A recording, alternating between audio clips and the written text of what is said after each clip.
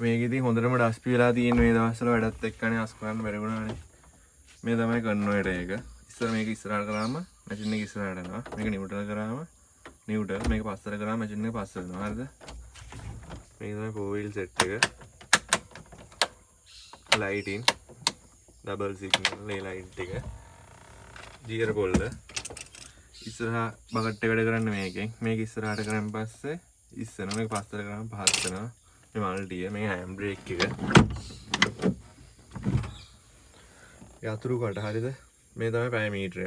මේ RPM දුවන් වෙන්නේ මේකේ. මෙතන තමයි අර ටික ඔයිල් බල්බ් ටික ඒ ටික මෙතන තෙල් මීටරේ AC මේ සබ් එක සික් එකක් අහන්න.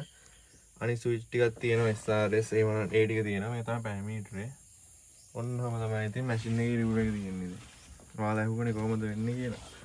තාම මොනවා හරි දැනගන්න තියෙනවා කියන්න අනිවාර්යයෙන්. ඇස්ලේටර් එකේ මේ බ්‍රේක් එක. මේක ඩබල් කරන්න පුළුවන් තනි එකකින් අල්ලන්න පුළුවන්. ඔන්නෝම තමයි සිද්ධිය වුණේ නේ. ඔයාලා අහුවනේ